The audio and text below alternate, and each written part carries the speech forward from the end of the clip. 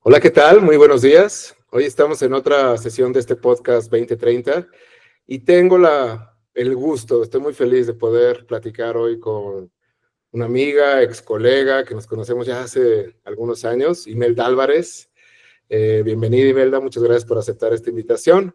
Y vamos a estar Muchas gracias. platicando un poquito sobre tu carrera, tu impacto y todo lo bien que estás haciendo por transformar cultura en México y en Latinoamérica. Entonces, Imelda, ¿cómo estás? Muy buenos días.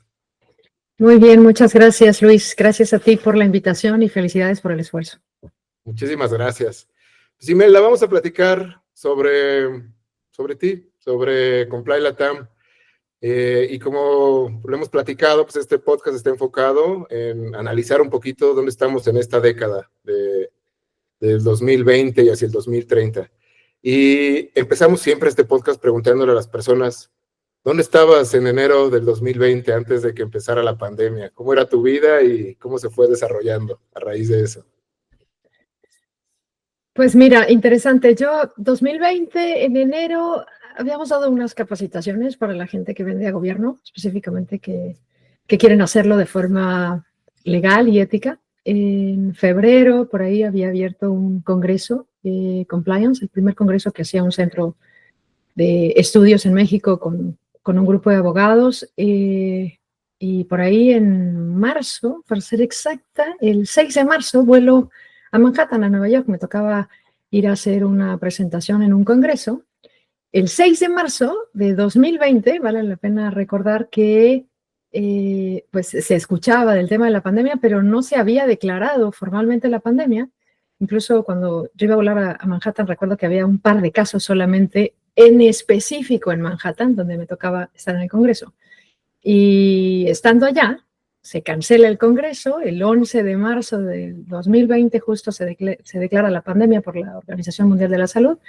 Y bueno, pues ahí es donde nos mandan a todos los humanitos a casa un ratito. Ahí estaba. Y pues, obviamente eso fue como el trigger de una serie de cambios, ¿no? Que nos tuvimos que ir adaptando. ¿Qué pasó con tu negocio, con tu empresa, con todo lo que pues tenías planeado para 2020? Porque pues, todo el mundo se tuvo que ajustar a una nueva realidad. Pues mira, yo estando justo, te digo, en ese viaje se cancela el Congreso, yo regreso el 14 de marzo, un sábado, me guardo y un par de días después empiezo con fiebre. Entonces, en realidad por ahí, bueno, no había disponibilidad de muestras, de pruebas, quiero decir, y la verdad es que, bueno, pues después de unos días de poder tener acceso a este tipo de pruebas, pues resulta que salgo positiva, ¿no? Entonces, después de haber tenido pues un periodo importante, en la compañía cumplía 2 años y la verdad es que pues fue un momento de replantearnos, ¿no? Estuve algunos días, me tocó por ahí visitar pues el hospital y no fue un momento agradable ni un tiempo agradable porque no lo pasé tan bien, pero afortunadamente no fue tampoco pues algo que no me permitiera contarlo, ¿no? Entonces, bueno, pues básicamente en ese camino lo que habíamos hecho antes habían sido muchas conferencias y capacitaciones presenciales. Lo que nos trajo COVID, que dicen es el incentivo más importante, el mayor transformador digital del mundo, fue pues COVID. Entonces, no hubo más que reinventarnos, ¿no? Saber cómo íbamos a llegar a muchas más personas, pero ahora con la limitación de la pues de la presencia, ¿no? Y lanzamos ahí pues la línea de capacitación a nivel internacional que se llama Comply Academy. Nos reinventamos, eso fue lo que nos ayudó a pasar por ahí, ¿no? Sí. Y digamos que, bueno, hay algo que a mí me gustaría saber, yo creo que incluso previo, ¿no? Al COVID, y es, ¿qué generó? ¿Qué fue esa energía, esa fuerza que te motivó a decir, quiero fundar una empresa enfocada en compliance? ¿Qué hubo detrás de esa decisión tan fuerte? Pues mira, yo había trabajado en una compañía, primero había trabajado en una compañía farmacéutica muy grande, antes había trabajado en una notaría pública, que de eso casi no hablo, y antes en un banco y tal, pero ya en la vida profesional, digamos, después de haberme graduado en Derecho, trabajé muchos años en el mundo corporativo y en la industria farmacéutica en una compañía en la que había tenido un crecimiento profesional sumamente acelerado, ¿no? A los 25 años ya había sido gerente, a los 28 había sido directora, a los 31 tenía una responsabilidad regional para Latinoamérica y posteriormente llega a Canadá. Y mi función, la última función que yo tenía en esa posición, te estoy hablando por ahí entre 2010 y 2018, era una posición que tenía el requerimiento de muchos viajes, ¿no? Y que tenía pues una amplia responsabilidad en toda América, porque yo reportaba para la oficina de Miami, y había tenido muy claras las prioridades, ¿no? A nivel personal, pero también a nivel profesional. Y en ese momento la prioridad en la última posición, yo ya la tomé cuando estaba casada y pues ya éramos familia, ¿no? Entonces las prioridades cambiaron. Los siguientes pasos en mi desarrollo profesional requerían tal vez moverme a otro país, que en ese momento para mí no era la posibilidad, ¿no? Y decidí de alguna forma, pues, bajarme un poco del avión en esta última posición que estuve 8 años.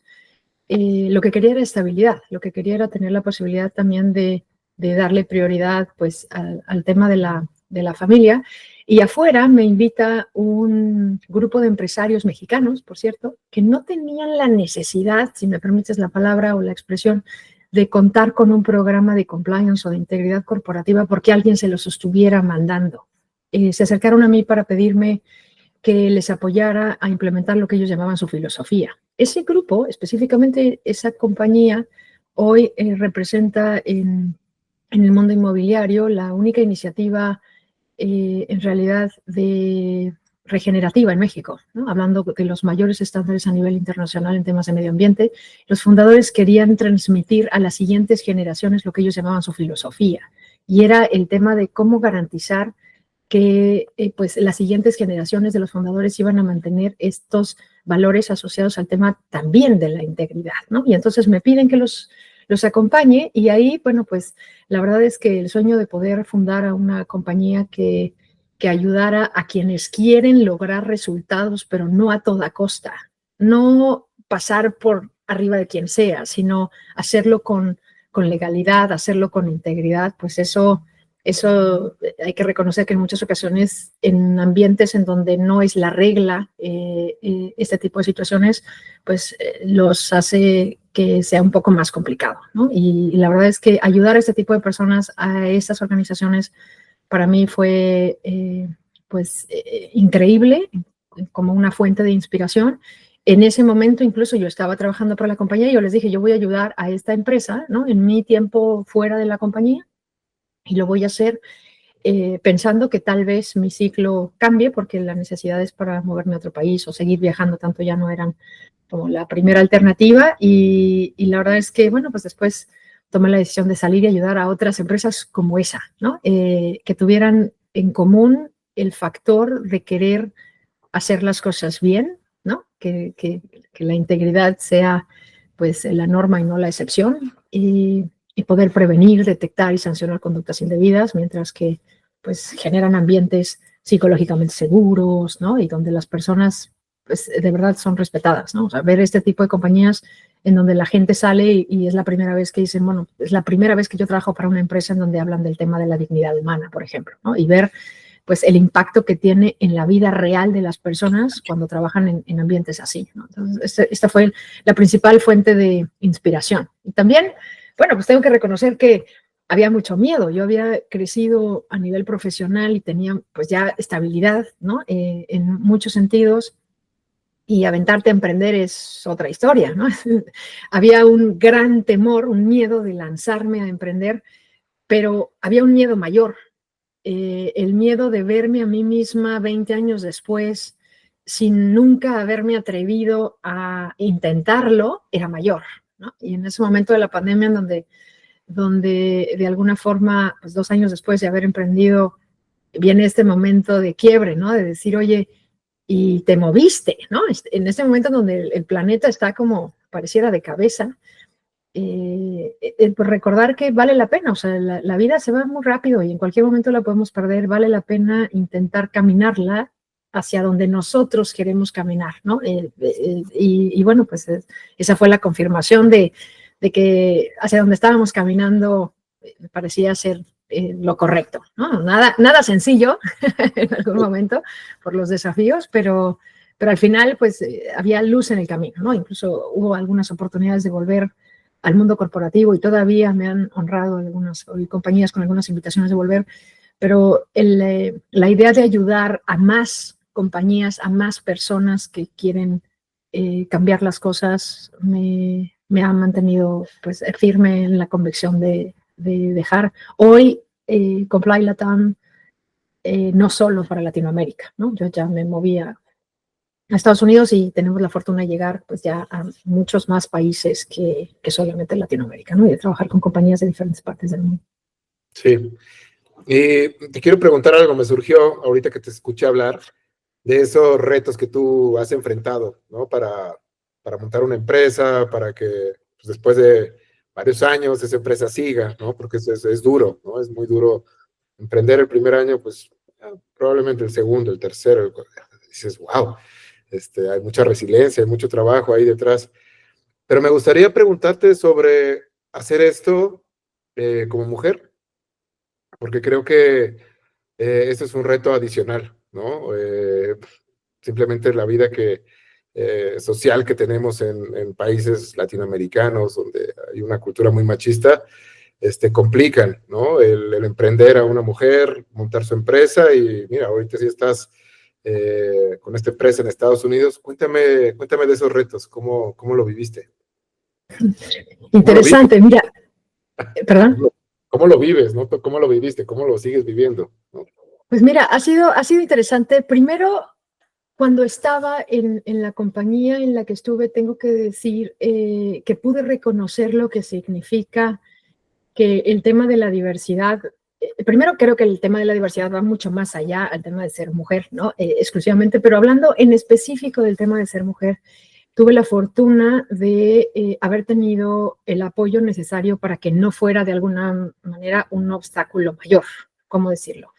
Yo te decía, en esa última posición fui mamá, ¿no? Y yo viajaba con mi bebé y viajaba la persona que me ayudaba. Eventualmente, no sé, le pedí a alguien, a mi suegra, a mi mamá, a alguien que me ayudara para poder pues mantener la cercanía, porque yo no me iba a atrever, o sea, sabía, cuando te hablaba del tema de las prioridades, sabía que yo no le iba a poder decir algún día, no pude estar ahí porque tuve un viaje muy importante. O sea, sabía que tenía que estar en los momentos que para mí significaban mucho y tuve la extraordinaria fortuna de tener el apoyo de una empresa y de las personas con las que trabajé, o sea, mi jefe y el grupo de personas con las que trabajé, que nunca permitieron que fuera un impedimento, ¿no? Y incluso, fíjate que cuando a mí me hacen la entrevista para tomar la última posición como Regional Compliance Officer para Latinoamérica, yo recuerdo que en la entrevista de trabajo